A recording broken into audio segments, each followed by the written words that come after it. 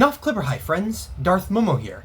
The YouTube channel, the Scruffy looking Nerfherder, has released a new updated 48-minute long response video to my 6.5 hour long video about George Lucas and the EU.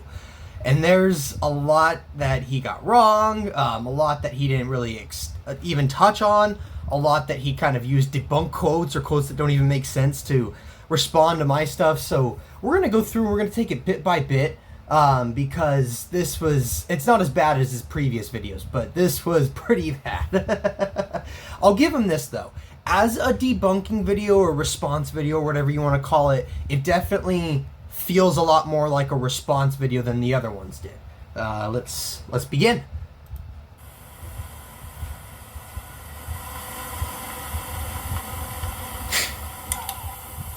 Welcome.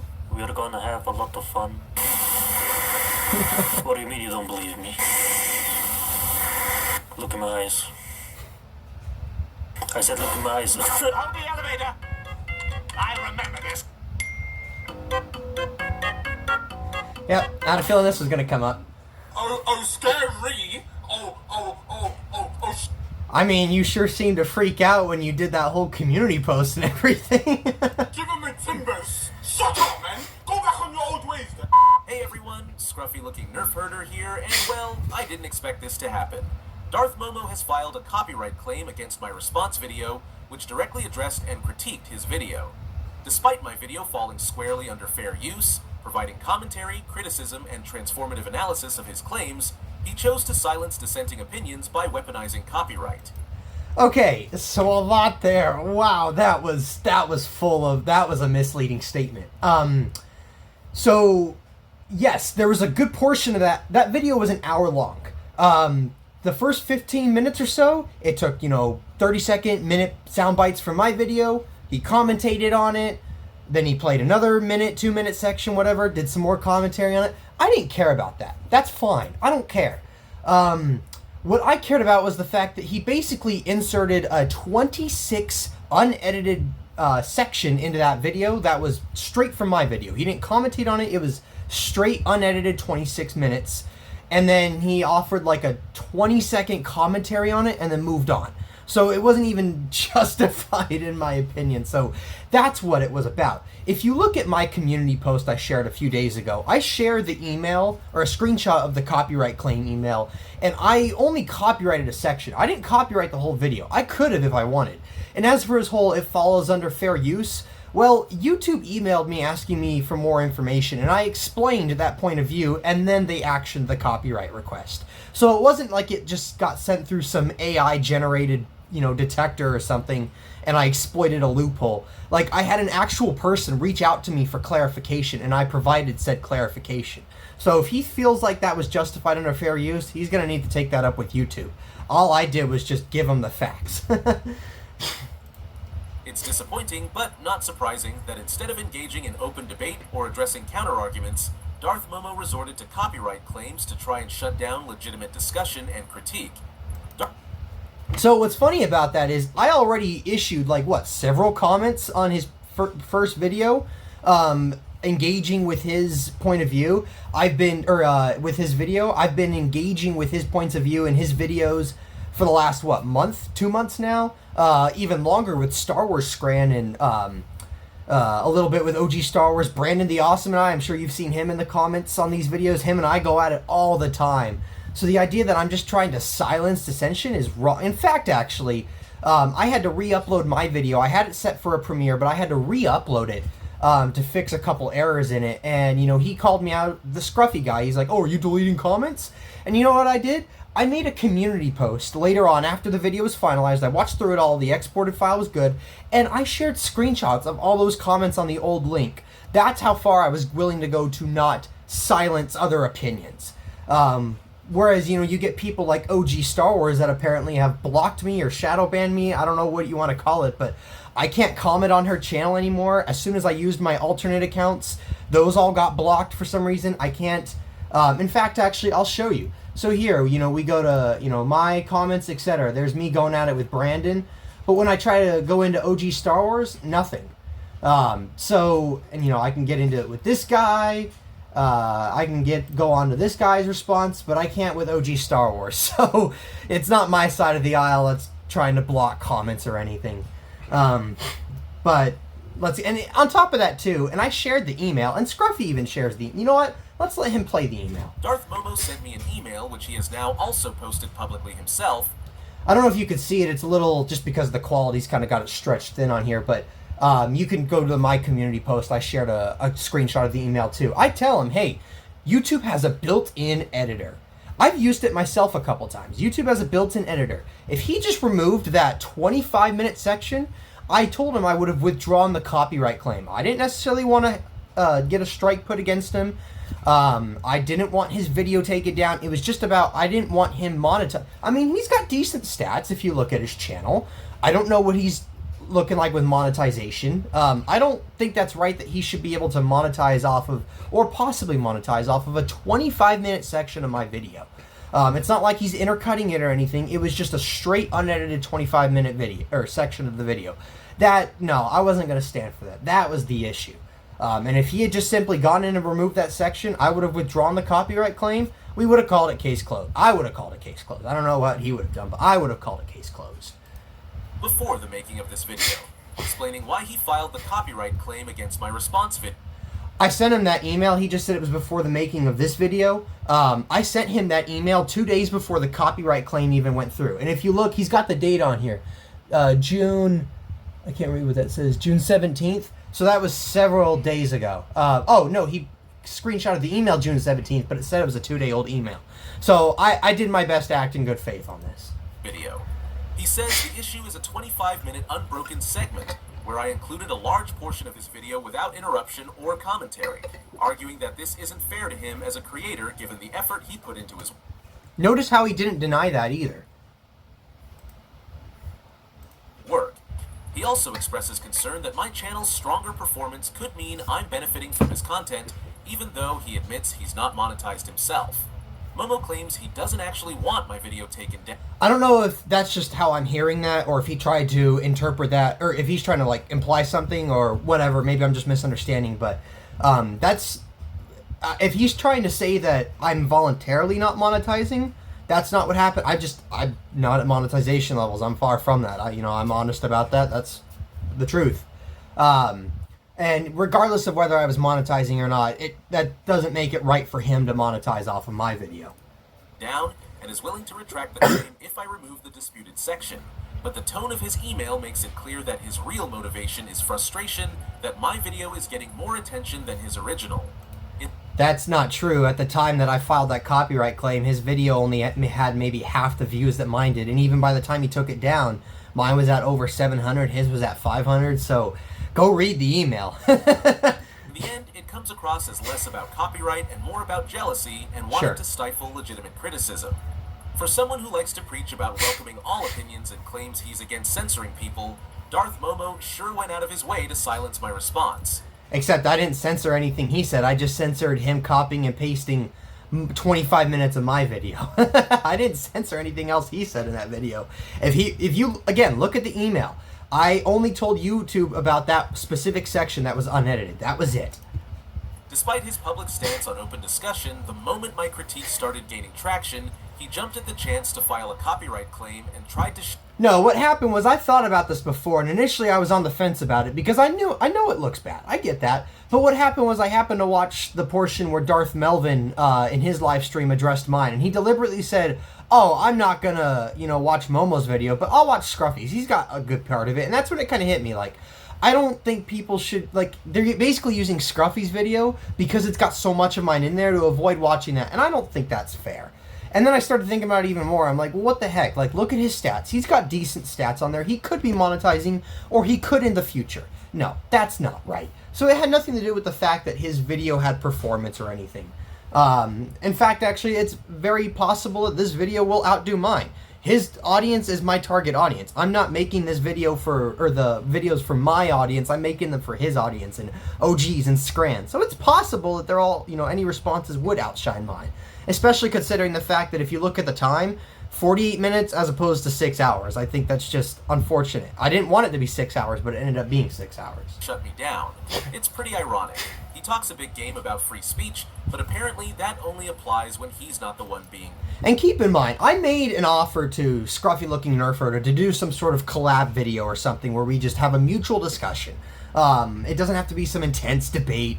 I said, hey, an hour-long video or something. You can upload it, whatever.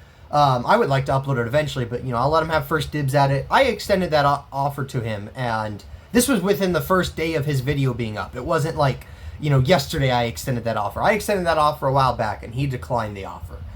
So it's not like that's all on me. That he's had some silencing there too. Criticized.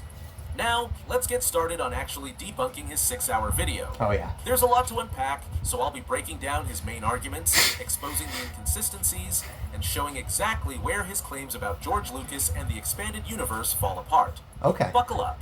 This is going to be a thorough takedown. Oh, sure, I'm We'll, sure. however, be skipping over the parts where he just repeats himself. Right. Where That's my code point for has we're not going to already been engage. made and proven. Don't worry, this definitely won't be a 6-hour ordeal. I'm going to keep things focused, clear, and straight to the point. If you're not familiar with Darth Momo, he's a Disney Star Wars YouTuber whose channel... So, Disney Star Wars YouTuber, and said, here, I've got a video about Revenge of the Sith. I've got a video about Luke Skywalker. I've got a video... Animal Crossing. Lego Star Wars. Last Jedi trauma. So there's a decent amount of Disney stuff, but it's not all on there. If you keep scrolling down, you'll find videos like, did Ryan Johnson ruin Luke with The Last Jedi? And I share my opinion that he did. It's not just all praising Star Wars. ...was packed with content praising pretty much everything Disney has put out. Andor, The Acolyte, Skeleton Crew, The... That's not true. I've been very critical of several Disney projects. He explicitly said Acolyte here. I gave Acolyte a 6 out of 10. I wouldn't call that praising. On top of that, too, I've been very critical of several other projects, and he even addresses that later in the video, so that point's kind of confusing. Mandalorian, The Bad Batch, you name it, he's a fan. He genuinely sees Disney Star Wars as the rightful continuation of George Lucas's saga. Because legally speaking and officially speaking, it is. Lucasfilm has now continued making Star Wars. George sold that to Disney. I mean, you don't have to like it, that's fine. I don't even like a lot of this stuff, but that doesn't change the fact that it technically is. Should give you a pretty good idea of where his 6-hour video is coming from and what kind of arguments to expect. Myth number 2. George Lucas had nothing to do with the EU and he hated it. The truth? George Lucas was vaguely involved with several major projects. He approved and vetoed major story concepts. He didn't keep up with the novels, but he read some of the comics and tended to enjoy them. I'm sorry for anyone who thinks he had nothing to do with the EU and avoided it like the plague, because that's not true. It's undeniable that he was involved. But what that involvement amounted to, we'll discuss later on. Saying that George was only involved in a handful of projects and therefore didn't care about the expanded universe is just plain false. George Lucas personally oversaw and approved many major events in the EU. He gave the green light for Chewbacca's death, signed off on Luke marrying Mara Jade, and let's not forget, George even rejected the original villain for Dark Empire and personally approved bringing Palpatine back instead. So, a lot there. There's several quotes from my video that I have of EU people, Sue Rustoni, Howard Rothman, etc., that talk about George not being involved in a lot of it. Sue Rustoni even said that George didn't even have input on Luke Skywalker having a son. They made that decision themselves. As for Dark Empire, Lucy Wilson said that did not come from George. That came from Lucy, or the approval for that at least. And George wasn't happy about that after the fact, that the Emperor was cloned. And then on top of that too, the Chewbacca's death, I go in depth. I spend about 10 minutes going in depth about all these evidences for New Jedi Order and George Lucas's involvement, and it was very minimal. He likes to say here that, George Lucas was very involved in a lot of it, but you people have said no, George has said no, and when you go over the evidence, he's not too involved in so many of these EU projects. I spend an hour looking at all the different EU projects that supposedly he had major involvement in, and when you look at the facts, I don't just say, oh, no, he didn't, or no, I present the facts. And the evidence, the quotes, and I show how little his involvement is. That level of involvement makes it clear he wasn't just passively aware of the expanded universe, he was actively shaping its biggest moments. Myth number 3. George Lucas considered the EU the true continuation of the Star Wars films, and and it was for the most part his vision for the future stories. The truth. George did not consider the EU as the true continuation. He considered the EU a separate thing from his films. All George counted was the films and the 2008 TCW series, and possibly the scripts for the cancelled Underworld series and his sequel trilogy treatments. What? Well, yeah. Bro, what are you talking about, man? No one is claiming that George Lucas saw the expanded universe as part of his original vision, but he absolutely recognized it as a legitimate continuation and expansion of his saga. He guided its narrative direction and made sure EU stories fit within his broader vision for Star Wars. The expanded universe was also officially labeled as canon. So, yeah, he weighed in a little bit, and he shaped some things, and I talked about why he had some involvement. There was a lot of quality control, keeping up with the name, the brand. But to that I say, if George Lucas really saw the EU as the proper, true, legitimate continuation of his films, then why did he write sequel treatments that had nothing to do with the EU, that were a completely different story? If that was the true, legitimate continuation and he was okay with that, then his treatment should have been broad adaptations of the EU. I get that details would have varied, right? And I get that, treatments change as time goes on. But he didn't start with a blueprint of the EU. And that's telling to me. You know what? If he went in with, a broad adaptation, the movie version of New Jedi Order, I think that would be pretty telling that he saw the EU as the true continuation. But he didn't. It was completely different. And I talk about that in my video. Official, it's part of officially canon, everything is canon in the novels. Leland is not an accurate source, and I talk about why Leland's not an accurate source. First off, there is a difference between Lucas licensing and Lucas's opinions on Star Wars, and I talk about that in the video, and I've already seen this response video once. He doesn't dive into my takes or evidence or quotes on any of that. As for Leland Shee, I've already shown a quote where Leland Shee, and you know what, if you don't want to watch the whole video, it's in my little 15-minute video about the Starlog quote I uploaded the other day. Leland explicitly states that he acknowledges his views on the canonicity of the EU are different from George Lucas's. If George didn't see value in the EU carrying on his story, he could have scrapped it at any time or had it branded with a non-canon label like Infinities. At any point, if he felt the... Except George was under the impression that it was different, it was separate, and he stated so numerous times. I don't really see any people dive into this, but it's well known that Star Trek has books and comics that are not canon to the movies. George has explicitly twice compared the EU to the Star Trek stuff. So why would he do that if it was the true legitimate continuation? EU wasn't legitimate, he could have directed Lucasfilm to make it clear. Also, too, I've shown a quote in my video where Howard explicitly states, Howard Rothman, the president of Lucas Licensing, stated that they wanted it to be one universe. Him, Lucy, Sue Rustoni, etc. They wanted it all to be one universe. George didn't like that.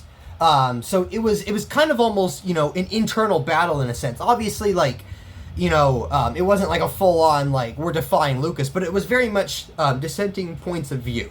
And if you look at George Lucas's statements over the years, and you look at the statements of Howard Rothman, it's pretty clear that there was kind of differing views. And in fact, Sue Rustoni has even acknowledged, and I show those quotes in my video, she has acknowledged, for example, someone asked her about the Starlog quote pretty much being George Lucas saying that the EU was in an alternate universe and not canon to his movies. And Sue pretty much said, yeah, that's what we've heard. It's not news to me. And I show that quote in my video. Especially to mainstream audiences, that those stories weren't canon to his films. The fact is, he didn't. He did. He also circles back to the same argument about TCW a few more times in his video, but I'll address most of it when we get to his dedicated TCW section. Just for context, in the old Lucasfilm canon hierarchy, the Clone Wars was classified as T-canon, while anything directly from... Okay, so yes, in the Lucasfilm licensing canon tiers, that's how it operated. But George didn't see it this way, and I show several quotes where George explicitly shows his canon tiers are different.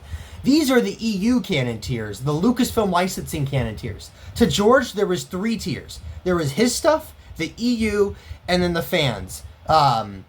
The George Lucas tier, his tier, was the films, the Clone Wars. He puts the Clone Wars in his tier. He puts it on the same level. Lucas didn't create the tiers.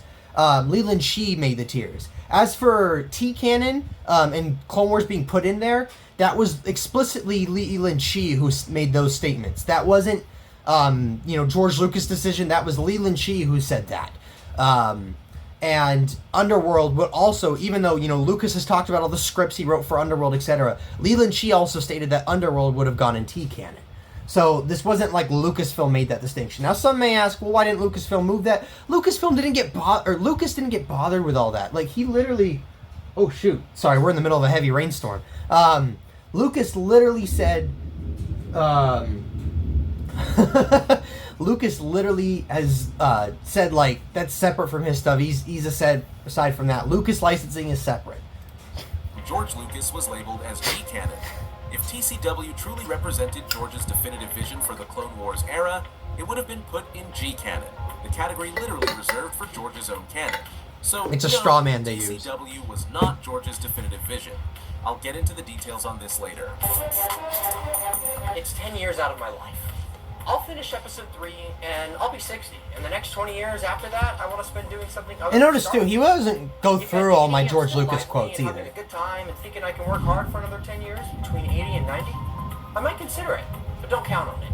There's nothing written, and it's not like I'm completing something. I'd have to start from scratch. I think it's interesting that he mentions having to start from scratch on a sequel trilogy, even though by this point there had already been several EU novels. It's almost like he didn't count those as the true story. To be fair, the interviewer did bring those up. When told Star Wars sequels were written by novelists that continued the stories of the film characters, he said, "Oh sure, they're done outside my little universe." He seems to distinguish here between his timeline and the EU. Some might try to play semantics regarding the definition of the word universe, but if he really saw the EU as the true continuation, he would have simply said that was the true continuation. So, as you can see, this is what the majority of his video consists of, which is exactly why my original response was only an hour long. I don't see what's wrong with In his zealous that. quest to delegitimize the expanded universe, he ends up presenting facts that actually prove George did care about How the did that EU, show that he even if cared? he wasn't strictly bound by it. As the creator of Star Wars, Being aware of George it, always had the final say and the ability to retcon anything if he chose. Of course, that's a point Momo doesn't want to acknowledge, especially when I it do comes to acknowledge. TCW. Like, what? Much of the way he refers to Star Wars 1 through 6 as the same story, even though they are 6 films across 2 trilogies, separated by almost 2 decades both in and out of universe. During an interview on Force.net, when asked, "Do you supervise the development of all off-movie stories? After all, Star Wars exists in the books and comics." George responded with, I try not to think about that. I have my own world in movies, and I follow it." First off, he seems to suggest he really doesn't get involved in the development of the EU. Again, he's wrong. George personally oversaw The Force Unleashed, Shadows of the Empire, The New Jedi Order. Okay, so again, we already talked about New Jedi Order. Very minimal involvement.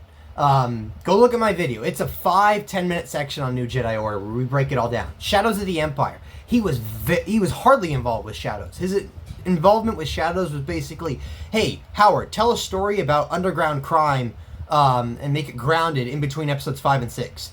That was it. The story meetings they had for Shadows of the Empire, Lucas did not attend. He was not present. And then as for, what was the other one he gave? Force Unleashed? Okay, well, Force Unleashed, he was decently involved in. Nowhere near as heavy involved as TCW, but he was involved with it. However, this quote was from 2002. Force Unleashed was years later, so this, again.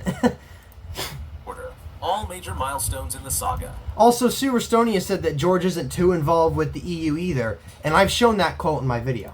And plenty more. These were important moments within the expanded universe, and his involvement shows he was far from disconnected. We looked at games centered around some of the main characters, so a Darth Maul game, for example. Some we were more... So he just plays this The Force actual Unleashed words section. that George wrote on the outline. I talk about all these This is quotes on what my he video. had I have a said. Force This is Unleashed from section. May 1998, he writes, "Change the person who's responsible for ultimately saving the day to Jason, not Anakin." Which I already talked about that. To Cinescape, he said, "There are 2 worlds here. There's my world, which is the movies, and there's this other world which has been created, which I say is the parallel universe. The licensing world of the books, games, and the comic books. They don't intrude into my world, which is a selected period of time. But they do intrude between the movies. I don't get too involved in that parallel universe. Once again, he separates it. When I talk about a parallel universe, I'm not talking about reality. I'm talking about something separate that is generally is similar but with some differences. George Lucas isn't an idiot. He knows science fiction. Yeah. Why would he use this term if he didn't mean the EU was separate? The fact that he does so, I think, makes it clear his thoughts on the EU. Reported by Fury Conflict as a TPM's... It's already getting exhausting, but I'll say it again. Everything he's saying here just proves that George recognized the EU.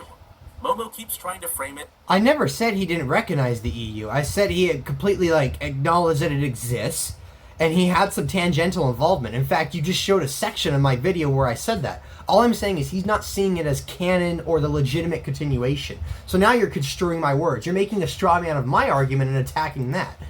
As if George didn't care. But the reality is, he absolutely did. And honestly, his supposed counter to the debunking of the Starlog quote is far from a slam dunk. Which he doesn't even George's touch quote is often on taken in this out video. of context by people trying to delegitimize the expanded universe. But if you actually read what he says, it doesn't... See, these aren't even quotes from the Starlog. So this is Howard Rothman. We're not talking about Howard Rothman. We're talking about George Lucas. But they all contribute to the lore of Star Wars. But in the end, it is one saga, and that saga is called Star Wars. I've already showed the quote where Howard has said that he wanted it to be one universe, and those were his beliefs. But he knows that George didn't feel that way. undermine the EU at all.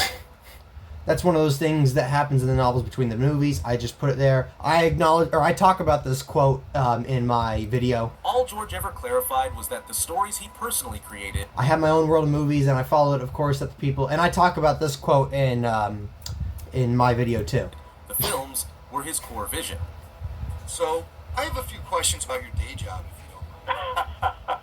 So he just kind of describes here, feel free to watch the whole clip on your own if you want. I already listened to it. But he basically just talks about Howard's, it's Howard giving his own thoughts on how this all works. And he talks about the initial meeting where the EU kind of came to be, and the decisions made about continuity, etc. But Howard's already spoken about in other areas that those were decisions that he made with Lucy Wilson and Sue Rustoni. George didn't want it to be one universe. Howard said that. Those were Howard's words. He's also said that he's had to fight George on the continuity between his stuff and the EU several times. Howard's also talked about this in a sense of like a sales pitch. It was his idea to transition Star Wars to, in his words, consumer products, books and comics from the movies, since George wasn't making any movies for a while. There was a long break in between the originals and the prequels, and for a while, George wasn't really planning on returning for the prequels. That was only early 90s when he decided to do that. He always said it was possible, but he never made any concrete plans until the early 90s. We'll just, for time's sake, we'll skip The 3 pillars of that. Star Wars are himself, you, meaning marketing, and the... him to personally supervise. And he's entrusted that to me. And he calls me the son in that Holy Trilogy. But he still allowed and approved the expanded universe as a legitimate continuation of that story. No, he didn't. He approved it as a separate continuation, or a separate thing. He set boundaries so that his own work wouldn't be restricted by other writers, but that doesn't mean he dismissed or invalidated the EU. In fact, he let it flourish under his watch and even got involved with key storylines. The Starlog quote isn't a condemnation. It's just a distinction between his direct work and the stories that expanded his universe. But If you're so scared of the Starlog quote and you're so confident, why don't you talk about my rebuttal? It's quick. Like, why don't you address my response to the Starlog? both of which he valued in their own way. You can fight me on the semantics of the parallel all you want. The fact that he calls the EU a different universe, I think, again, makes clear his thoughts on the matter. At the same screening, George was asked, "What do you think of the EU books?" He replied, "The books are in a different universe. I've not read any of them, and I told them what they started writing, I wouldn't read any of them." I hate my and stuttering. I walked should have out cleaned that up certain better. periods. They couldn't touch where the real story happens. The question was followed up by asking about future TV stories. George replied, "I'm more open to TV product, but not more feature films. The story is complete, and any other story wouldn't be my philosophy and views. The books are not the same philosophy as the movies." I think this, again, makes it pretty clear. First off, before anyone jumps the gun, his comments about a TV show have no bearing on TCW because that didn't start becoming a thing for another couple of years. This is another pattern you'll notice throughout his video. He leans heavily on his own interpretation of quotes. You can argue semantics with Momo all day, but at the end of the day, his opinion is treated as the final word. It's basically his way or Isn't that how you guys act? the highway, no matter how much he insists otherwise. Pay attention to the language he uses throughout this video. It's exactly the kind of wording you'd expect from someone who twists facts to fit their opinions. Instead of sticking to what the evidence actually shows, he constantly frames things in a way that supports his own narrative, whether or not it lines up with reality.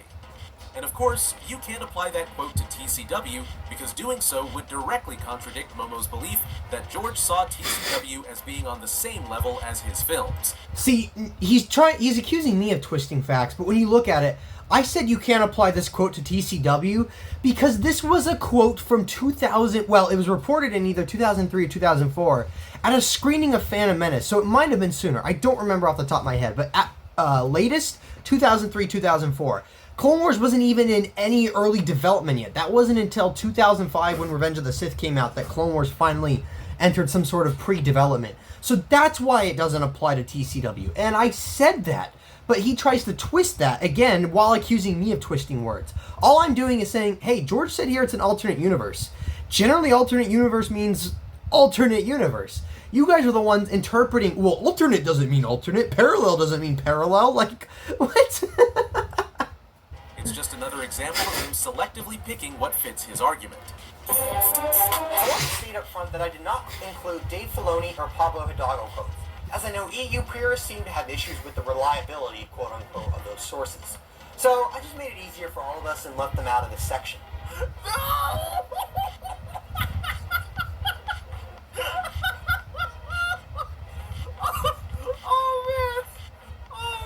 See, this part genuinely confuses me. Maybe there's an actual reason for that.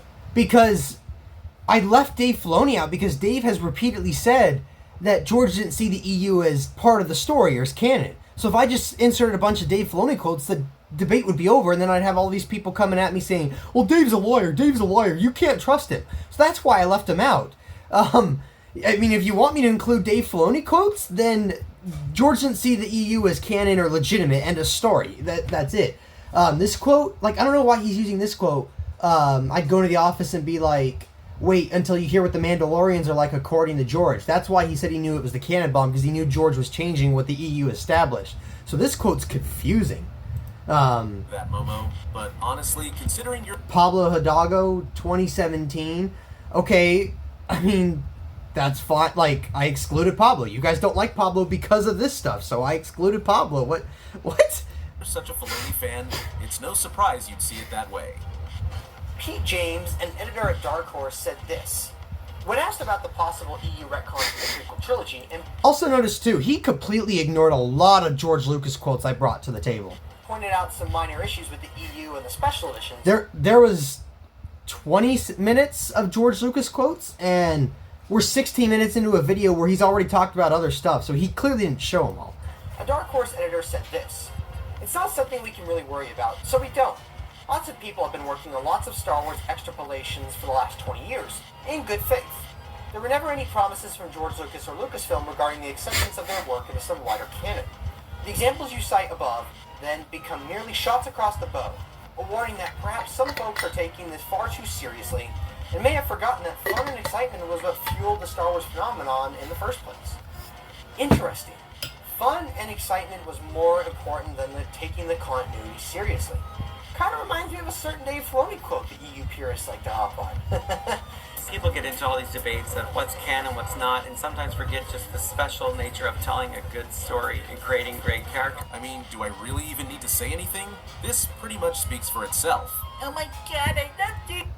Okay, I have a lot of issues with Dave Filoni. I have a video coming up soon that critiques Dave Filoni's whole view on canon. I threw this in there to, throw some, have some fun with the EU purists who hate that quote. But notice here he just pivots to the Dave Filoni thing. He doesn't even address the quote where the guy literally says, yeah, there was no promise from George that this was all going to be accepted into some wider canon of George's or anything. He doesn't even address that, so... George Lucas is a planet. He's really going to save Star Wars. Nothing of it. Yep, that. Just hand wave away. Don't look at Momo's evidence. Nope, don't look at all his quotes. Perhaps the biggest retcon. So now we've already moved on to the prequel. I had 30 minutes of Lucasfilm people, like, Leland Chi, Sue Rastoni, Howard Rothman, Pablo Hidalgo pre-Lucasfilm buyout. I had Timothy Zahn. I had so many quotes of people talking about how Lucas saw a distinction between the EU and the movies, or there was clearly a separation, etc. Like it was different, it wasn't the same. And he hand waves away all that. If he's so confident in his position, why doesn't he talk about all that? He just hand waves away 30 minutes of countless quotes, dozens of quotes, because it debunks the narrative. Would be the origin story of Boba Fett. In the EU, he had a couple of different backstories. One as a former stormtrooper, and also one that had revealed his original name as Jaster Muriel, and he was a journeyman protector from Concord Dum. Attack of the Clones revealed Boba was actually a clone of Jango Fett. It's pretty obvious at this point that Momo hasn't actually read any expanded universe content. Lucasfilm had already resolved the continuity issues surrounding Boba Fett's multiple origin stories. Okay, it's pretty clear Scruffy didn't watch my video then. I say, after I go through all the prequel trilogy retcons, I say in there, yes, I know most of these were cleaned up. I know that they've gone in and they fixed, and he just spends the next kind of minute here going through the Boba Fett cleanup. I'm very well aware that they've cleaned that up. I'm not saying that never happened. I know most of the retcons between the prequels and the EU got cleaned up. What I'm saying is they were retcons to begin with, though, because George Lucas had stuff in the prequels that contradicted the EU. And Howard Rothman has said that he's debated George on some of these things, and ultimately sometimes George would be willing to go along with the EU and change his stuff, but sometimes George is like, no, I'm doing something different and I'm sticking to it. So my point isn't to say that it's a retcon and it's messy and never got fixed. My point is to say the EU said one thing and then George changed it. If the EU was legitimate, then Boba's backstory established in the EU should have been kept with. There was no need to insert Boba Fett in the prequels. He didn't have to do that. But George Lucas wanted to. He wanted to, and then by doing that, he erased the EU story, and then the EU had to go in and kind of clean it up. And still, if you look at the basic texts of, Tales of the Bounty Hunter or Dark Empire 2, like, it's different. It's different from Attack of the Clones. You have to filter it through a lens of a later source to rectify it. So the retcon still existed, period. That's my point in going through this section, is to say that there were several things that Lucas changed, and he didn't have to change a lot of these things. Him and even tries to kill him, but eventually Boba reconciles with his granddaughter after becoming Mandalore, the leader of the Mandalorians. As part of these changes, both Jango and Boba Fett are firmly established as Mandalorians in the EU canon. And then George changed that with Clone Wars. And if you guys want to try and say that's Dave Filoni, well then why does Dave Filoni change it back in Mandalorian when he's got control? George has been on the record saying he references Star Wars encyclopedias, but I do try to keep it consistent. The way I do it now is they have a Star Wars encyclopedia, so if I come up with a name or something else, I look it up and see if it has already been used. He's also aware of Boba Fett having an expanded role in the EU, being aware of his survival, and even saying he contemplated adding a scene in the special edition of Boba Fett surviving the Sarlacc pit, having regretted the way they handled his death in Episode 6. But he decided against it and chose not to include it, thinking it might mess with the structure of the film. This really should have been an epiphany for Momo. He literally reads out quotes that completely undermine his own argument. No, I'm saying, so he's willing to keep it consistent, but there's lots of times he changes it. So I don't see how that undermines the argument. When he's okay with it, he takes inspiration from it. He said that before, like, the EU is full of creativity. Several of the authors, like Timothy Zahn and Tom Veitch, have said, like, yeah, I think George just saw the EU not necessarily as something canon, but just kind of like a wellspring of ideas. George was willing to take things he liked, or take things, that others established that he was okay with, but he was more than willing to change it. And if he saw that as legitimate, he shouldn't have been willing to change it. Oh, and then we don't want a full screen. As for the whole Boba Fett thing, him adding the scene in the special edition, that's because he's also said too, like, he knows that the fans love Boba Fett, but he didn't know that while they were making Return of the Jedi, and had he known that, he would have made Boba Fett's death go out a little bit differently. So he said, like, to me, like, the implication of him adding the scene of Boba escaping is more an acknowledgement to the fact that he knows the fans like it, but you're willing to take it however you want. Done this before, but this time it really should have clicked. That quote alone proves that George actually cared about the expanded universe. He cared enough to see whether he was going to keep it or change it? Momo was trying to use to make his case.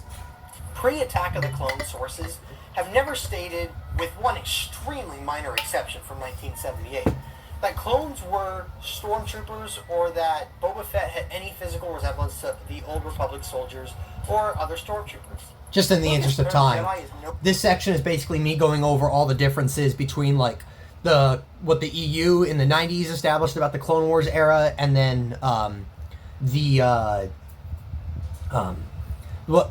the prequels actually established, and a lot of things too, like not just like what the clones being the good guys or bad guys, etc., or like the timeline, but also things like Anakin and Obi-Wan's ages. In fact, he doesn't show it here, but I have an image that I inserted here from a 1994 source book showing Anakin and Obi-Wan's ages and the ages or the timeline of the Clone Wars, the fall of the Empire, etc., and all that got changed by the prequels.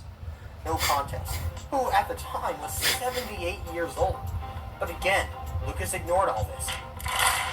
Once yeah, again, Lucas ignored all his that. lack of knowledge about the expanded universe.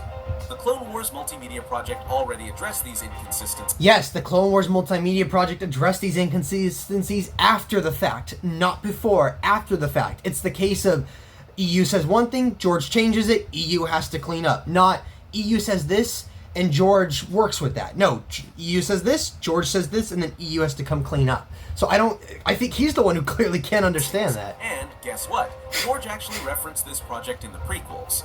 Momo just keeps missing the point. What project? He mentioned that. I don't know what he's talking about. So please feel free to further clarify. That George wasn't beholden to the EU, but he definitely acknowledged and built on it when it served the story. And once again, let's be clear. George is not beholden to the expanded universe. He respected it, he drew from it. If he's not beholden, like, I don't understand that. Maybe it's just a difference in philosophy, but to me, like, if he's not beholden it and he could change it, then it's basically, it's canon until it's not. And if it's only canon until it's not, then it's never truly canon. George wouldn't say the original trilogy is canon until it's not. He wouldn't say that about the prequels. So why, like, when he says that about the EU, why does that not, set off the dinger in your head that there's a distinction here? I don't get that.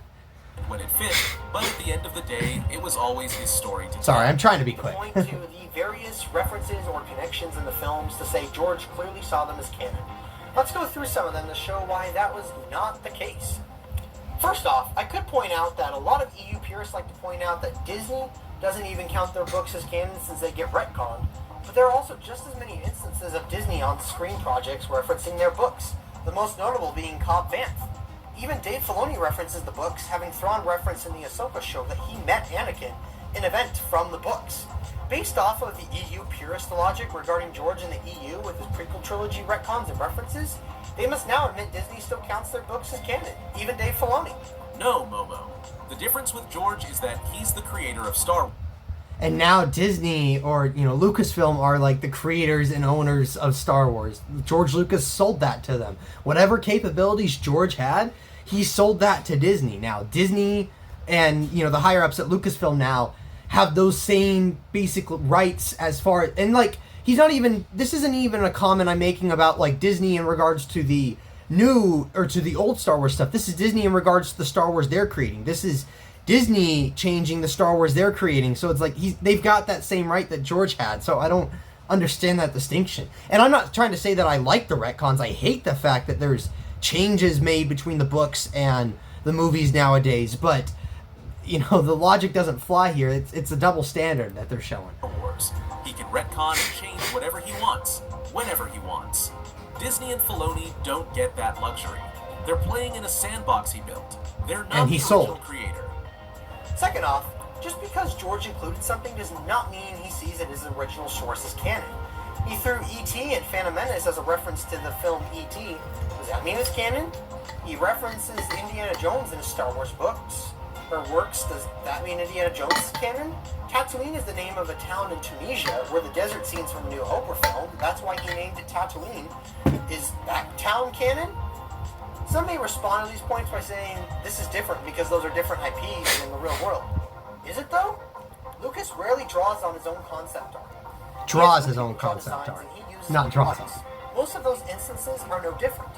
If Lucas accepts a piece of concept art, does that mean the original intention behind the piece is now canon? For example, the Magna Guard design was originally designed for Grievous.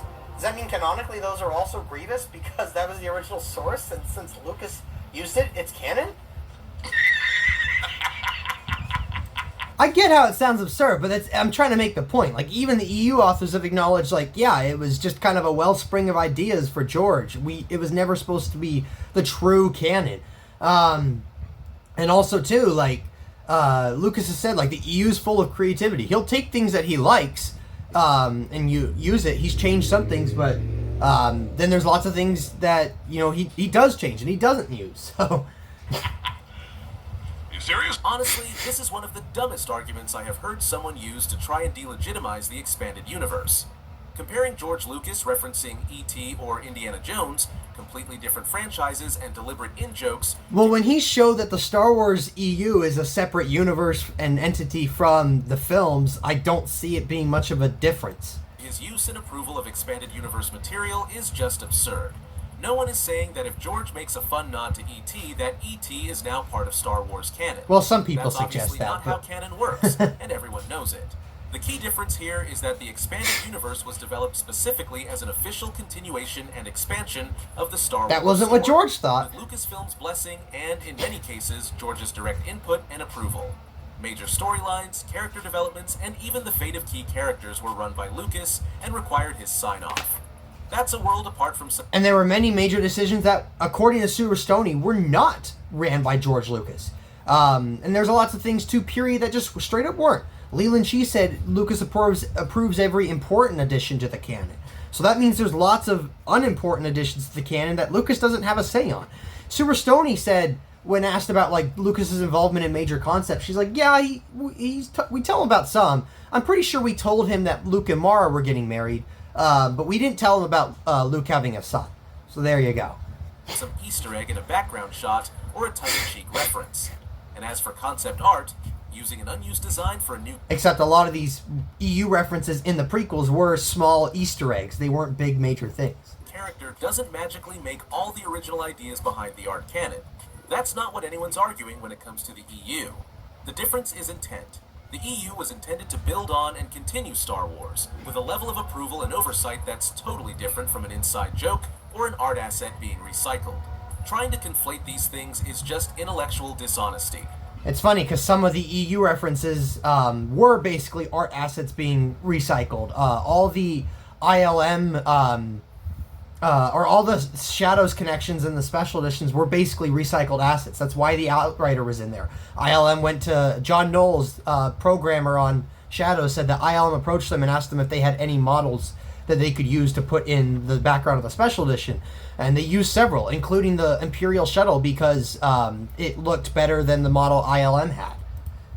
An attempt to... He said that, by the way, in a 2020 interview on a podcast called Force Material. Muddy the waters because the actual facts about George's involvement with the EU don't support your argument.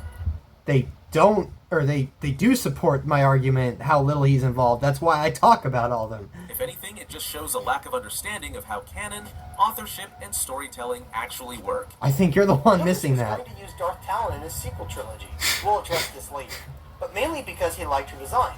Does that mean he saw the comics with Talon as canon? Most likely not, since using her in the sequel trilogy would have placed her about 100 years earlier in the Case in timeline point. than she should have been. I'll let OG Star Wars answer this one. Red Fly Studios was informed. So he replays this OG Star Wars video. She's got it uploaded. She recently shared it in a post. You can go check it out. But this video's wrong. The timeline doesn't match up. So the game was canceled in June of 2011. George Lucas sold the company in late October 2012. And he said I show all this in my video. He said in a 2018 interview with Paul Duncan that the story treatments included Maul and Talon. Some people, OG Star Wars has tried to say, well, there were separate treatments. One was about Maul and Talon, one was about the Wills. No, George said the Wills and the Talon treatments were the same thing. He told Paul Duncan that in 2018. He said those were the ones he sold to Disney. This is in the Star Wars Archives book. You could see this online. It's been shared ad nauseum.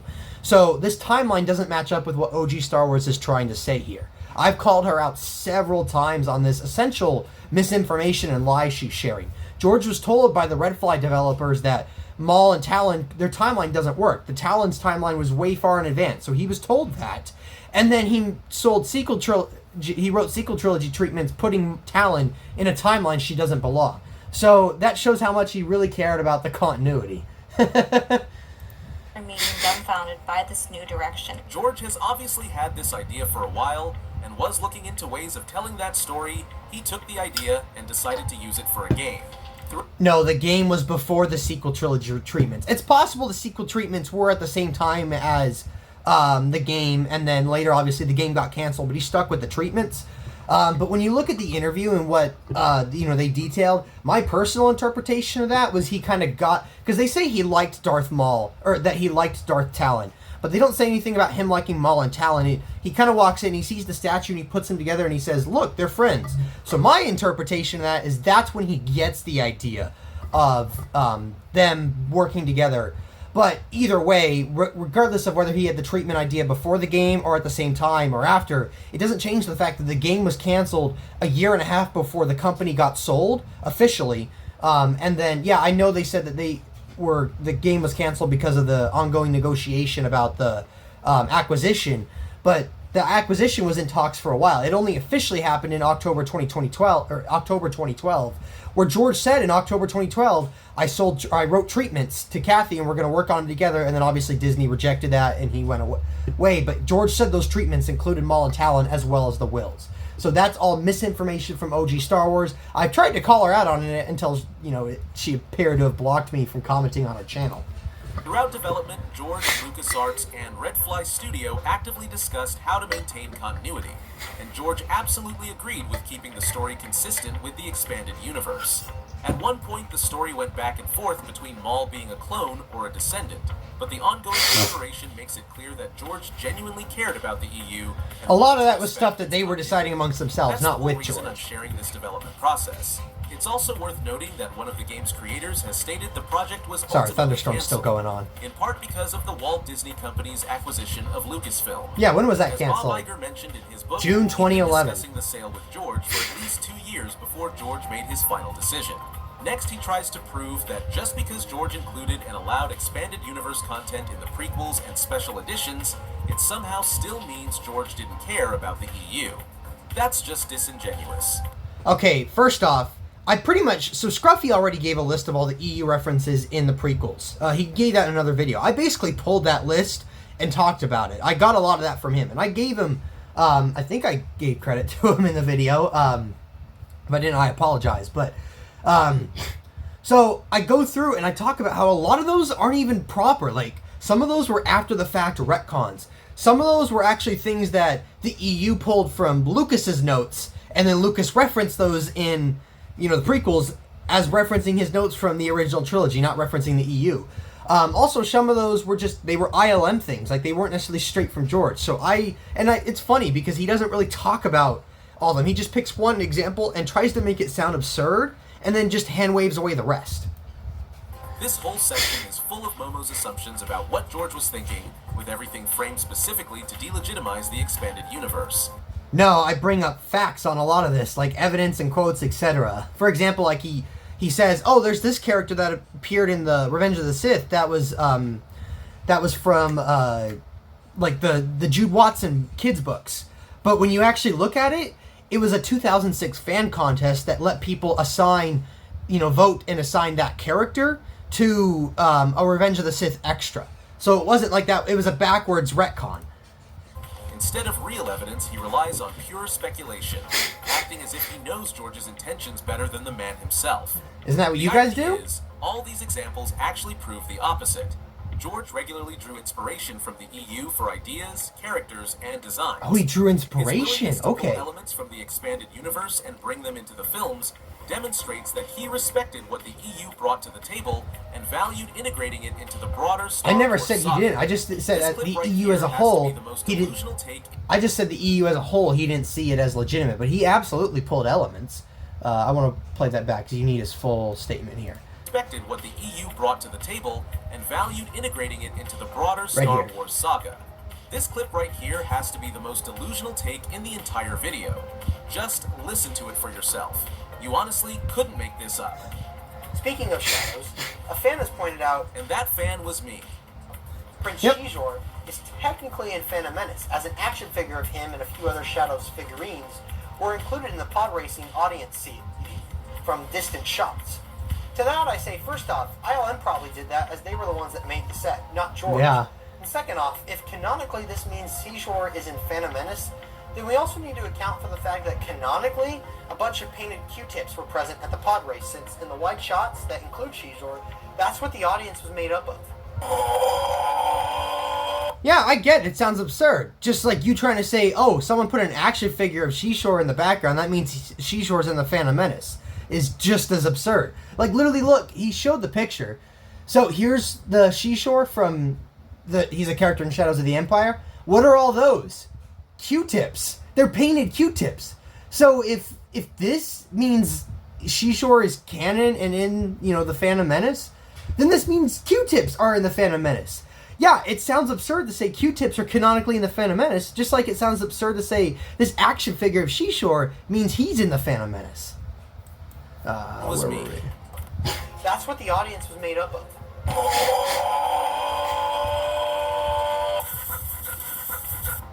Now that we're on the TCW section, Momo's main argument is that the Clone Wars... Okay, so I have 2 hours of the video about TCW, and he spends maybe...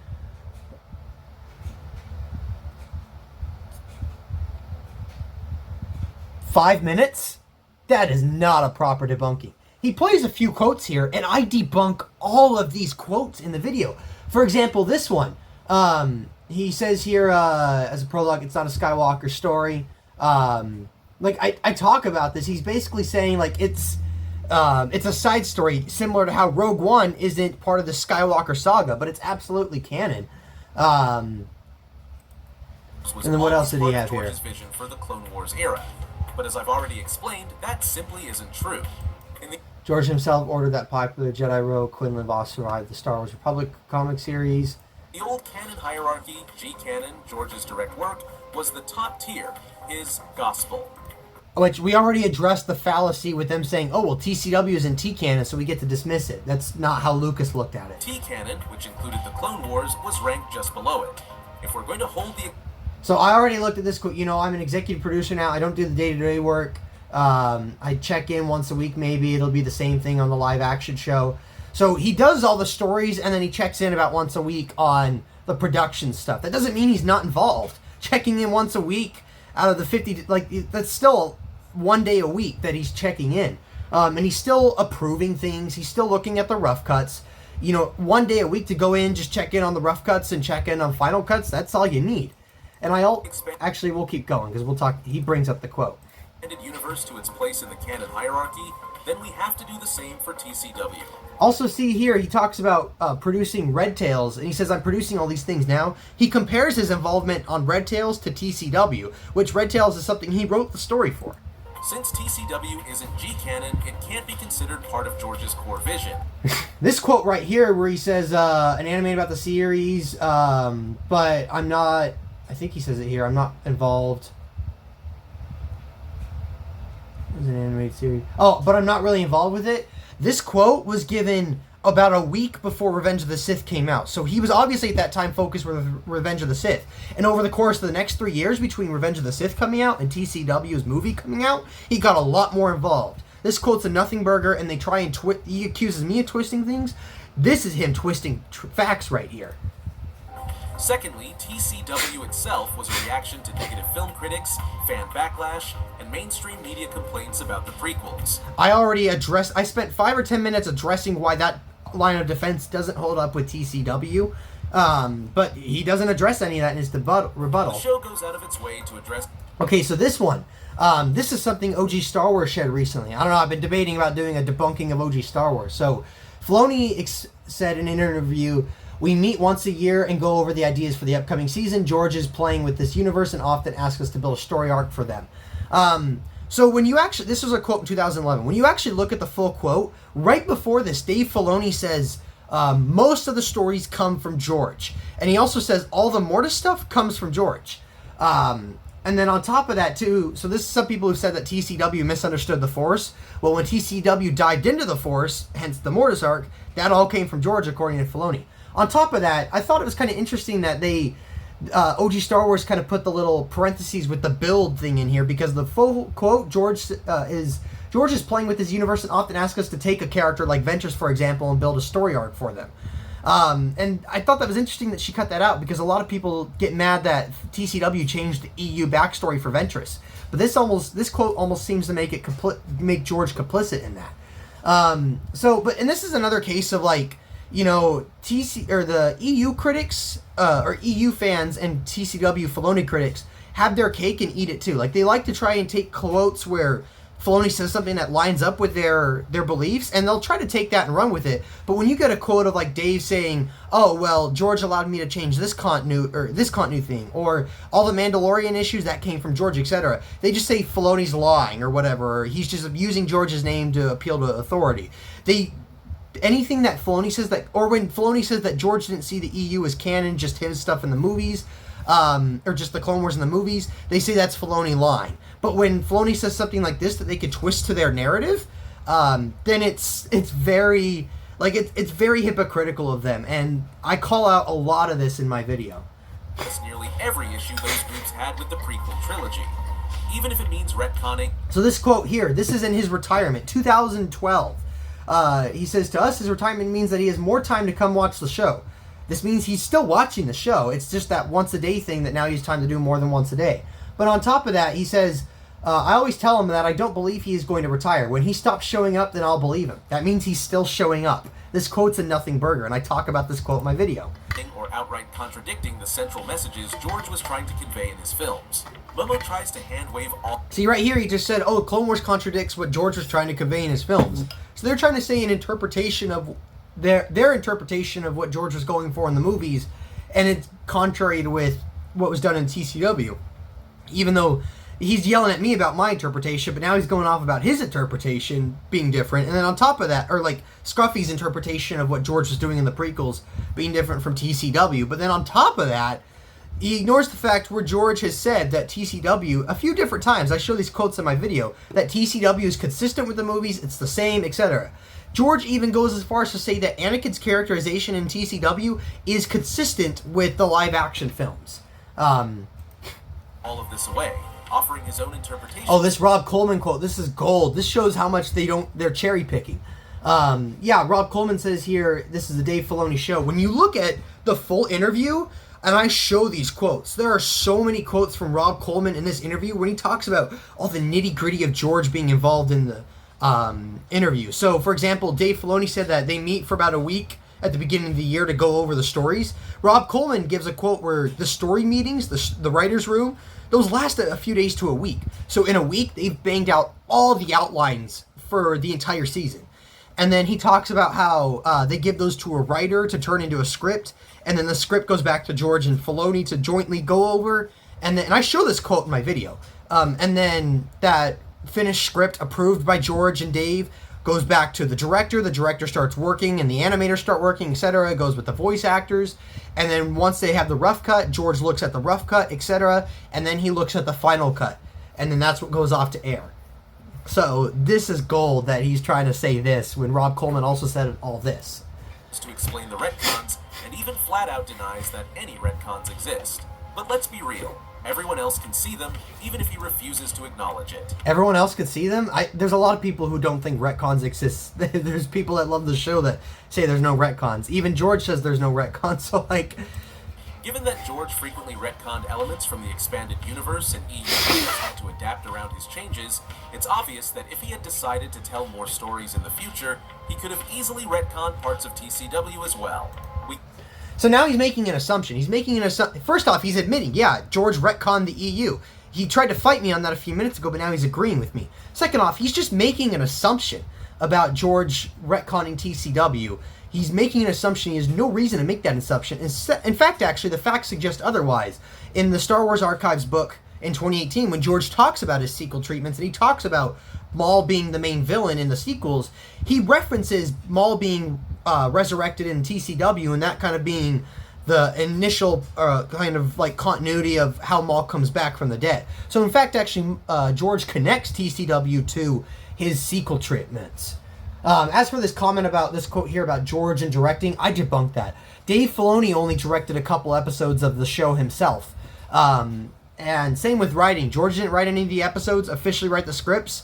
and neither did Dave only wrote like 2 or 3, I think, before season 7. So if we're going to use this quote to say that George Lucas didn't own TCW, then you have to say that Dave Filoni didn't own it either.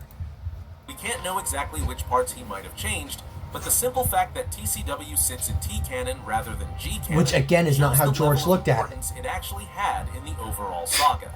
Even now, when George talks about his vision for Star Wars, he consistently refers to the 6 films, never the Clone Wars. That's not true. So I addressed that whole... He's talking about the quote from 2020 where George says, I've lost control of Star Wars, but the first 6 are very much mine and my philosophy. First off, first 6 what? First 6 EU novels? First 6 comics? First 6 animated shows?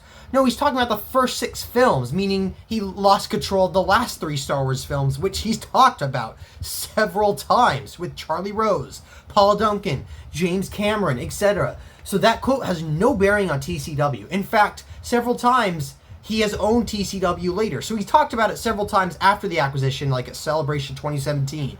An interview with David Collins that got shared on StarWars.com in 2020 that was at some point after the buyout, because they talk about TCW being on Netflix.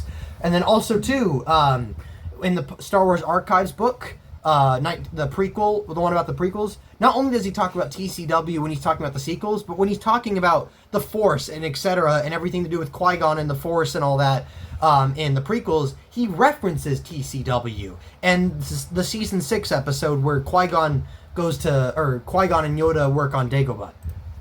That tells you everything you need to know about where TCW... This quote, right above this quote from Filoni where he says George isn't too involved day to day. First off, right here, Dave says he's always available in the editorial. That's the writing stage. On top of that, right above that, he says that George is very interested, very involved, and very involved with the stories. The stories come from him. But they just cherry pick this quote. Again, it's that choice of like, well, we're going to take the Dave stuff that aligns with us, but not the Dave stuff that doesn't align with us. Really stands in his personal canon.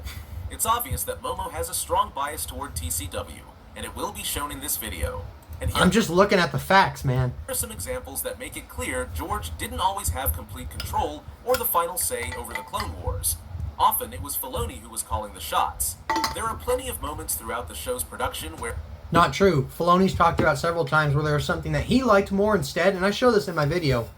But he had to change it to what George wanted him to change it to. Filoni's creative choices took precedence, showing that TCW was just as much his project as it was George's, if not more so by the later seasons. Plo Koon surviving in space. This was a hotly debated thing with my master, George.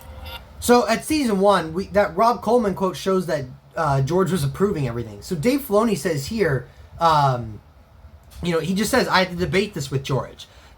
Dave was able to convince George. It wasn't a case of, no, I'm doing this and that's that. Dave had to convince George. He persuaded them and that's that. It's kind of like how, when George Lucas wanted Empire Strikes Back, Han to say, I love you too, and Irvin and Harrison wanted him to say, I know, they persuaded George to go along with it. Hey, what's a Jedi doing out here? So he plays this clip, and then he also plays the Ahsoka clip. And I talk about this in my video. I have the full transcript in there. Dave persuaded, in the interest of time, I'm going to skip it, but feel free to investigate it on my video, Scruffy's video, etc. But basically, Dave says that, he had the idea to, originally, he says this wasn't about Ahsoka dying. He says here that, you know what, maybe we will play the clip. The episode, we were just going to have her brought back to the Jedi and be down with it, but I thought... Originally, Ahsoka wasn't supposed to die in these episodes. Originally, Ahsoka was coming back into the Jedi Order, and he said then they'd kill her off at a later point. And then what happens is Dave saw an idea, because he says here, I want Ahsoka to live. George is kind of in the Ahsoka die camp. And he said he saw an opportunity to tell a good story, and he thought if Ahsoka left the Order too, that might be a step closer to her eventually surviving. And George went along with that. And he talks about later in this same featurette, when he talks about the whole thing about the credits fading to black, he said once we all agreed with George that, this was how the story was going to play out, that's in my head I thought, okay, we're going to have this episode fade to black. And then on top of that too, like, he's talked about how discussions with George about, like, Ahsoka, being alive after Order 66, reaching out, trying to find Anakin, that whole philosophy of, like, George's idea that Anakin kind of died when he became Darth Vader. And of course, this isn't an instance where like we have George also commentating on this. They're taking Filoni's words at face value here, but then they'll dismiss Filoni's statements on other issues. But either way, that's what happened with this. This isn't Filoni like going behind George's back. He had an idea, pitched it to George, and he's able to persuade George. We'll go, like I said, just in the interest of time. So we're already at an hour and 10 minutes. Was always a smug piece of shit. And to really round this off... And I go full... I spend probably 45 minutes going into the whole Dave Filoni thing and why all these things they claim about Dave Filoni with regards to TCW is wrong. You want to criticize him after the Disney buyout? That's fine. I've got criticisms of Dave on the post-Disney buyout too, but that's irrelevant to TCW. TCW was truly George's ultimate vision for the Clone Wars era. Why did he sell Star Wars less than 5 years after the show started? He didn't have a grand roadmap for TCW, he was mostly making it up as he went along. Sure, Momo tries to give an explanation for why George would sell Star Wars, but that still doesn't explain why he'd walk away right in the middle of producing a show that's supposedly part of his gospel. That'd be like selling Star Wars. Sorry. After making The Phantom Menace and Attack of the Clones, and then letting Disney finish Revenge of the Sith. It just doesn't add up. So... He says he's like, oh, why does George sell TCW before finishing it? Momo explains it, but anyway, it doesn't make sense. And then he doesn't even talk about my explanation. Part of it, I go into explanation. I spend like 10 minutes explaining this. A lot of it was to do with the fact that George says the company was losing money. That's part of why he moved forward with sequels, was to try to generate revenue for the company. But the company was losing money because of the various experimental projects he was working on, like Red Tails. And he did this to save jobs. See, it was like the clock was running out. It wasn't like he wanted to sell right away. He had to. So he sold it to Disney to preserve jobs, which is kind of ironic because Disney laid off a lot of people. But, and then, as for like TCW, I show different examples of like, well, they said this in 2008 and this actually was part of season 3, or they said this in 2011 and this was part of season 6. So I show how far ahead of the schedule they were. Like, they were working on season 6 while season 3 and 4 were coming out. So we know the show was going to go for 8 seasons. So by the time the show was canceled, they had all the blueprints lined out. Obviously, it still had to be animated, written, like full-on fleshed-out scripts, etc. But they had the blueprint and the outlines for the rest of the show by the time the company sold. On top of that, too, George initially was going to be involved with Lucasfilm. He only left once Disney rejected his treatments. So it's very clear that I think he initially was going to still keep involved with TCW. But even if he initially was going to walk away from TCW, the show was was planned out. He just needed Filoni, who he's been working with for 6 years by this point, to pretty much just see the rest of it through. But like I said, the stories were mapped out. They just needed to be signed off and executed. And we know, or Dave Filoni said that he still worked with George on seasons 5 and 6, like the final approvals after, more so season 6. I think 5 was pretty much done, but season 6 after the buyout. Skip. I'm gonna skip this shit. Now it's slowly coming to... So he skips almost an hour of quotes from all these various people showing George Lucas's involvement from season 1 all the way up to season 6. He skips all my various different rebuttals about, debunking a lot of these points that these EU purists bring up about TCW. He ignores all the stuff I do, pretty much clearing Dave's name in regards to TCW. So you can't just debunk 2 hours and 5 minutes. Together, like me and your partner, on a beautiful date. Around 2011, 2012-ish, this changed. George decided to realize some of those ideas into an actual full-fledged sequel trilogy, and work began probably after the Disney acquisition. Lucas remained a part of the project until early 2013, when he voluntarily departed after the rejection of his treatments. Right? Wrong. That's false. That's not true. The Disney, whether they were talking about the acquisition or not, even Rick McCallum talked about recently in an interview last year, or earlier this year, when he talked about the Star Wars Underworld scripts. He said that George was going back and forth on selling the company for months. So just because they talked about the acquisition doesn't mean, the company was fully acquired. The company wasn't acquired officially until October 2012. So he started working on it before the company was officially acquired. On top of that, too, he did stay on working with the treatments until he left in early 2013. Like, that's verifiably true. I talk about that in my video. So that's a lie. Bob Iger himself shared in his book that he had been talking with George Lucas about selling Star Wars for nearly 2 years before George finally made the decision. This wasn't some sudden choice. George had been considering it for a long time. The sequels likewise present another problem for EU purists, because what we know about them, which we'll discuss in a minute, does not align with the EU, not even on a broad strokes level. I already disproved this point with the video He didn't Star disprove Wars it. made of the Battle of the Sith Lords video game. The rest of this section is just him essentially proving once again George wasn't beholden to the expanded universe. Saying George isn't beholden to the expanded universe is a very polite way of saying, yeah, he was going to bulldoze over the last 20 years of EU storytelling with his sequels.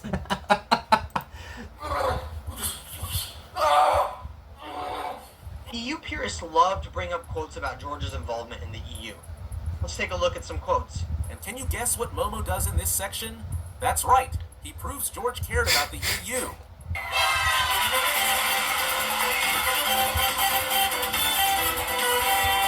No People magazine, when the movie, everyone knows Kevin Bacon was a star footloser. Everyone knows Kevin Bacon was a star footloser. If you wanted a perfect example of Momo mixing his personal opinions with quotes that don't actually support his argument, this whole section is it.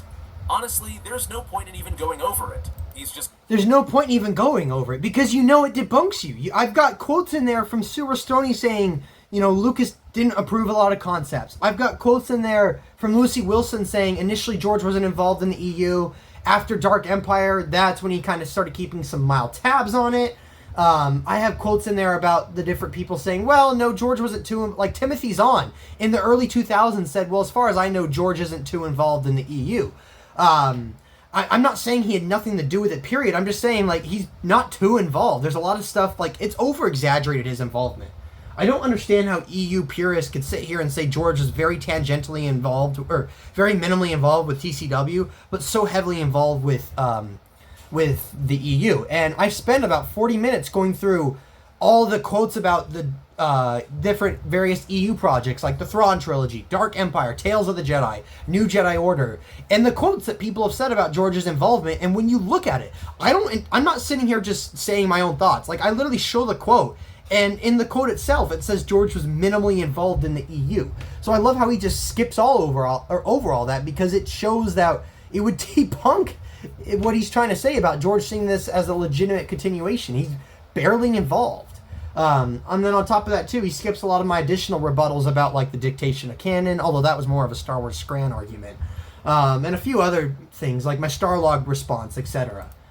Spinning his own narrative without real evidence. If you call hundreds of quotes not real evidence, then okay. God, finally. So then, what was it all about? If Lucas didn't care, why get involved? If Lucas didn't consider it canon, why authorize its creation and publishing? It was about money. Money. Oh, you gotta be kidding me. Allowing the expanded universe to exist definitely benefited George Lucas financially and helped keep Star Wars relevant between movie releases. But it's obvious that wasn't his main motivation.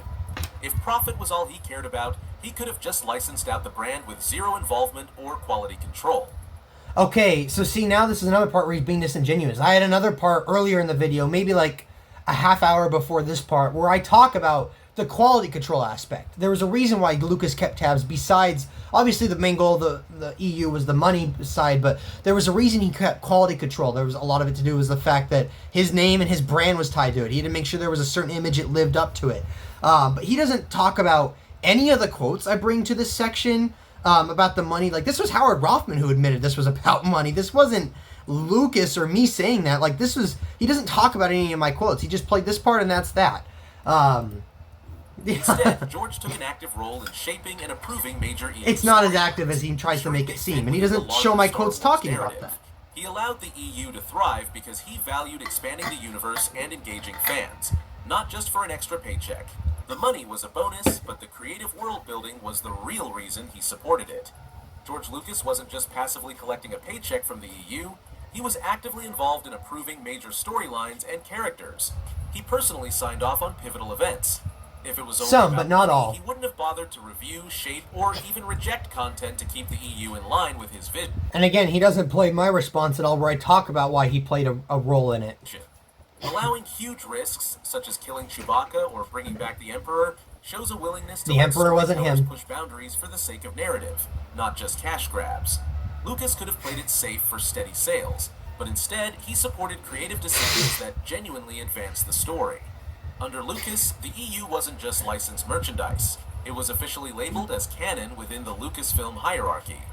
Lucasfilm's story group and licensing division worked to ensure continuity with the films. That wasn't Lucas's George's direction. decision, that was If it theirs. were just about money, they'd slap a non-canon label on it, like the Infinities line, and call George it wanted a non-canon line on it. They didn't want it to, though. EU for his own projects, such as Ayla Secura from the comics appearing in the prequels. Ships, We planets, and we already concepts addressed all this, used but to he be didn't play my made responses their to way this. into official Star Wars media, including films, animated shows, and video games. If the EU was just a cash cow, George wouldn't have let these elements cross over into his main canon. By the time the EU was in full swing, George Lucas was already a billionaire from Star Wars merchandise, licensing, and the original trilogy. The EU was a drop in the bucket compared to the money made from toys and home video. He could have simply shut it down or ignored it if he didn't value it for what it was, storytelling and world building. George Lucas respected and valued the EU as a creative extension of his universe. He respected it and valued it, but as its own thing, not as an extension of his universe. Not just a revenue stream.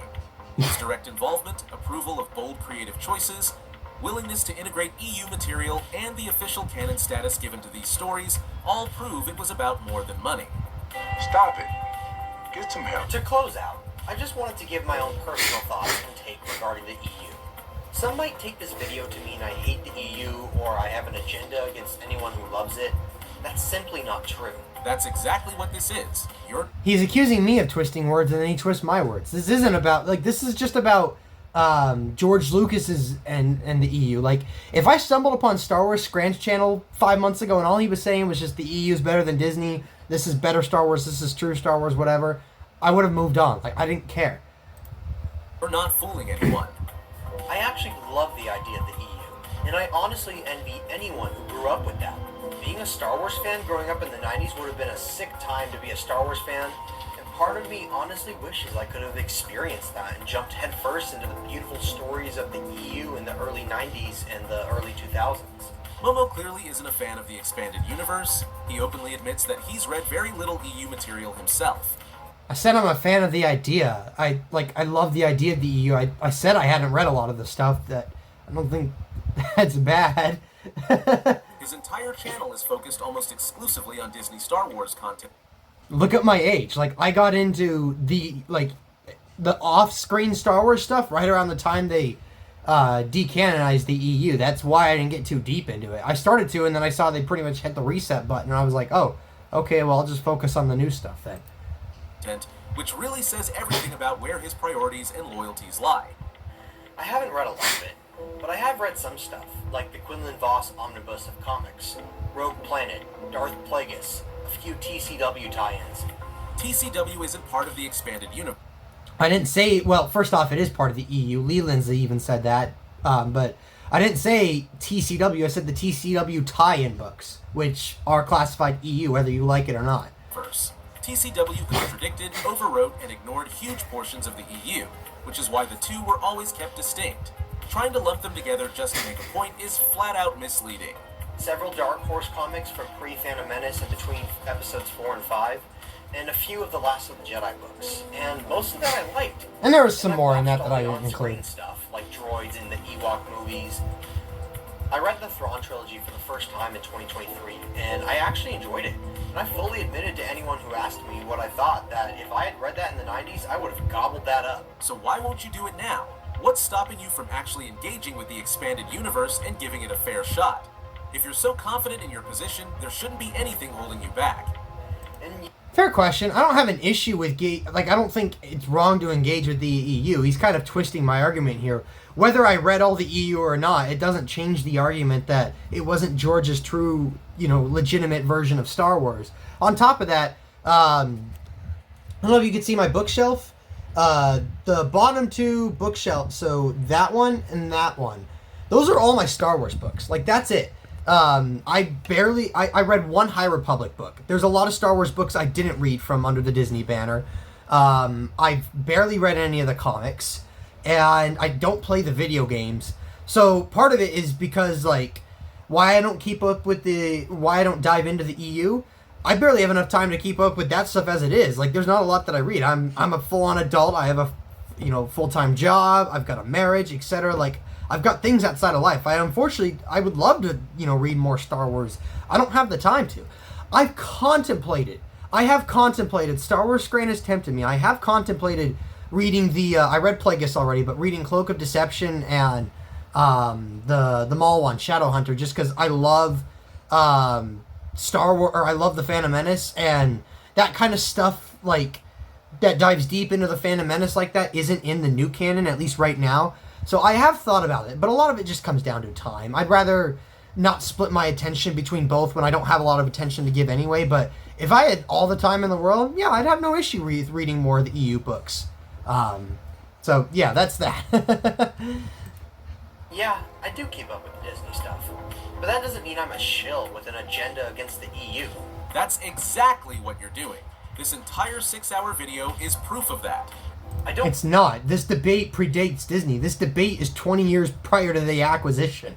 Like all the Disney stuff, and a lot of it is really mid. All the big Disney shill channels complain about parts of Disney canon they don't like. So what? You said earlier in the video, though, that I love all Disney Star Wars, and that's not true. And then on top of that, a shill is someone who just actively promotes it. Like, there's a lot of projects I'm not out here actively promoting. Like, if anything, you guys are more of shills for the EU than I am for Disney Star Wars. Just because you criticize a few things doesn't mean you aren't still a shill for Disney Star Wars.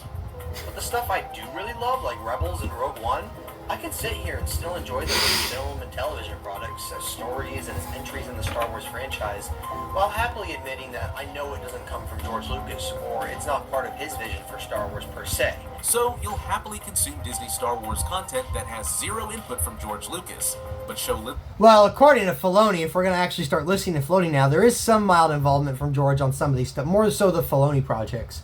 But on top of that, like, you're consuming EU, that a lot of that EU hasn't had input from George either, and the stuff that did, it's not massive, but you'll reject TCW that had more input from George than any of the EU stuff.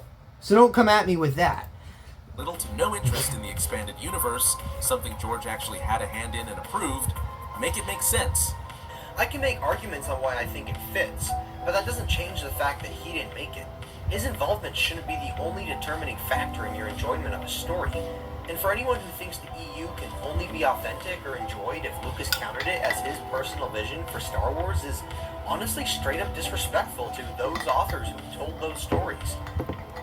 But more importantly than my thoughts on the EU and Disney, I wholeheartedly love George Lucas's Star Wars saga. Your channel says otherwise. The content you put out makes it pretty clear where your real interests lie. I've got a lot of non-Disney related videos. Like, I've got prequel defense videos. I've got videos defending the Phantom Menace and praising the Phantom Menace. In fact, actually, a few weeks ago, there was a big flare-up in the EU community about this video from Nerd Cookies about George Lucas in the 1987 Congress speech, and why he's a hypocrite.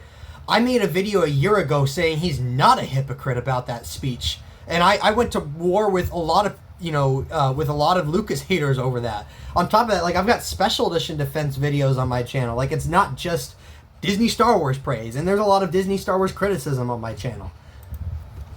I have some minor criticisms, more specifically with Attack of the Clones or a few of the things in Return of the Jedi.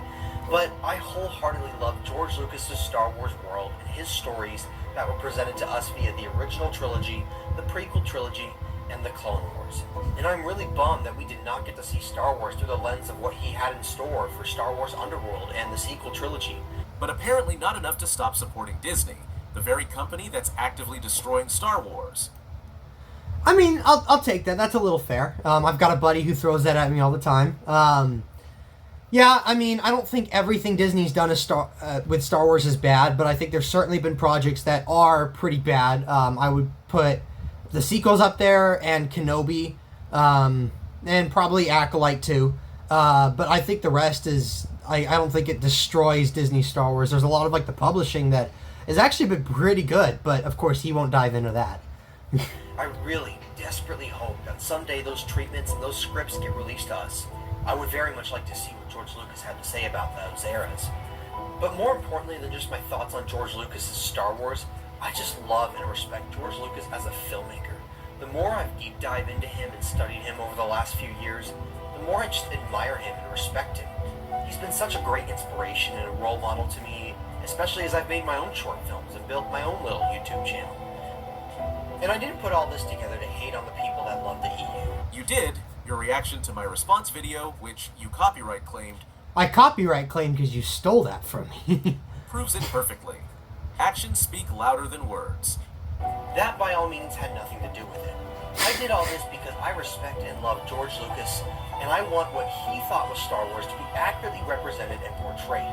And I won't stand for anyone falsely claiming that either the EU stuff or the Disney stuff was his true vision of Star Wars. It's not Disney Star Wars, it's the expanded universe. More than anything. I'm not really sure what that means. Maybe he just didn't word that right. I'm not saying the EU is Disney Star Wars or whatever. I'm just saying neither are George Lucas's true continuation. That's where the real depth, creativity, and legacy of Star Wars lives on. Sure. I think the legacy is from the films. Most people who love Star Wars have never read the EU. Maybe elements seep through from time to time in both of those cases. Both? Let's be real. George's elements are barely present in Disney canon. Okay, well, once you realize that TCW actually has a lot of George Lucas elements in it, and it actually was his Star Wars, then that'll change your perspective. But as long as you resist TCW, then yeah, you're going to have that opinion. Stop pretending otherwise. And sure, It's maybe fact. you could try and reconcile a lot of that with his vision for Star Wars, but it's not the true thing. And I want George Lucas accurately represented because after all he's given us, I mean, the movie industry wouldn't be the way it is if it wasn't for him. Special effects, none of that. We owe modern-day filmmaking and television and storytelling in Hollywood all to George Lucas. And your favorite company, Disney, is playing quite a huge role in destroying all that. I'll take that. I mean, I wouldn't say they're my favorite company, and Disney should absolutely be held accountable. And if you guys, you purists, want to hold Disney accountable, I don't have an issue with that. And because of that, I feel the man deserves to be accurately represented. And that's why I did all this. No, it's because you hate the expanded universe. You can't stand that it completely outshines Disney Star Wars, so you twist yourself into knots trying to convince people. I don't have an issue if people think it's better, or first off, it actually being better is a subjective take. If people think it's better, like, I don't have an issue if they think that. And I'm sure there'd be instances where I would probably agree. That George didn't care about the EU when all the evidence... Like I said, for example, I think the stuff that the EU currently has to offer around the Phantom Menace era might be way up my alley and much more enjoyable than the stuff the new canon has. Shows that he absolutely did. So to close, I don't care if any of these EU channels like Star Wars Scran and some of the others keep talking about the EU. By all means, keep going. Keep talking about the EU, keep loving it, keep diving into it. I don't care. You clearly do. You're stalking EU channels and posting anti-EU comments.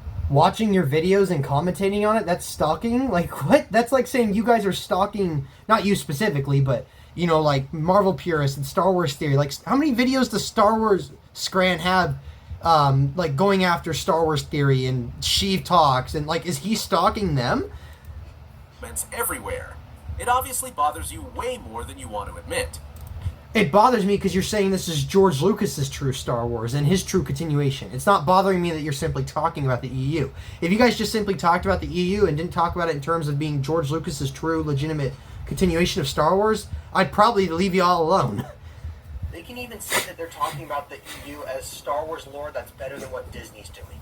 Go for it. I don't care. They just can't keep going forward saying that the EU was the true version of George Lucas's Star Wars. The expanded universe is far more in line with George's vision than anything Disney has put out. If you feel that way, that's fine. But that, again, this video isn't about Disney Star Wars. This video is about TCW, the films, and the EU. So this isn't about Disney Star Wars. And I didn't bring up Disney Star Wars in this video, like start making comparison and contrast, etc. Like, this was just a video about EU, TCW, and George. They're the ones trying to make this about Disney versus EU. Like, that's not what my argument is. They're straw-manning my argument. Because the truth is, it wasn't. True George Lucas Star Wars was Star Wars Episodes 1 through 6 and Star Wars The Clone Wars. TCW isn't George Lucas' Star Wars, it sits in T-canon, not G-canon. That's not how George Lucas saw it. Again, that's a fallacy. Are you an EU fan or a George Lucas fan? If you're more devoted to George Lucas than the EU, you're going to look at it like George Lucas did. Thanks for watching. Please subscribe to the channel. If you liked the video, comment down below and hit that like button. Oh, and check out some of my other videos. I'm sure you'll find them delightful.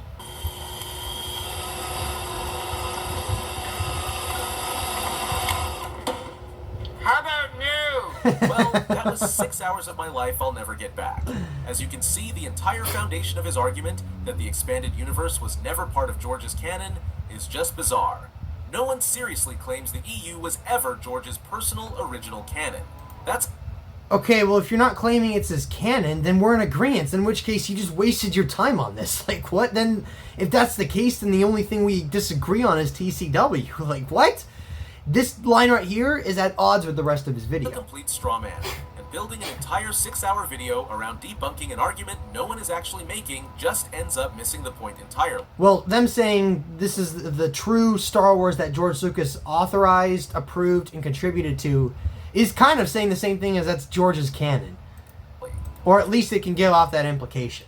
Throughout the video, he constantly tries to twist sources and quotes to make it seem like George Lucas didn't How about you actually show some of that? I think it's just because you don't want to cover my quotes. care about the EU, which I personally believe was the actual intention of the video. But, as I, and plenty of others, have shown, that simply isn't true. George respected the EU, drew inspiration from it, and approved major storylines and characters. The idea that he was indifferent or dismissive is just nonsense. In the end, the whole video feels like a marathon exercise in mental gymnastics, desperately trying to erase the obvious fact. George Lucas valued Your defense against the Starlog quote is mental gymnastics. the expanded universe and allowed it to expand his galaxy, even if it wasn't part of his core film canon. The evidence speaks for itself, no matter how many hours someone spends trying to argue otherwise. The sources used in this video were actually found Okay, OG Star Wars is a fraud, and I'm debating taking her on as well. compiled by fellow... So I think the rest is just him going through the sources and then just some other random thing. So, look, this isn't a debunking. This was bad. It's better than his other videos, but this was pretty bad. I'll admit, I was worried when I first saw this, but no, this is a nothing burger. And you know what? Like, my initial invitation to Scruffy still stands. If he wants to have some sort of collab where we have like a video where we actually discuss and talk about the EU with one another, my invitation still stands. I've extended that invitation to a couple others. I extended it to Iron Inquisitor. He's kind of taking a break from YouTube right now, it seems, but it seems like he's open to that. I've extended that to Scran. He rejected that. Granted, I gave that to him more as a debate, but that invitation still stands for a discussion. It extends for I extend that invitation for any of these EU guys, but I know they probably won't take me up on it. Prove me wrong, take me up on it, huh? Otherwise, thank you guys for joining in. Darth Momo out, and may the Force be with you. Always. Thanks for watching. Please subscribe to the channel. If you liked the video, comment down below and hit that like button. Oh, and check out some of my other videos. I'm sure you'll find them delight.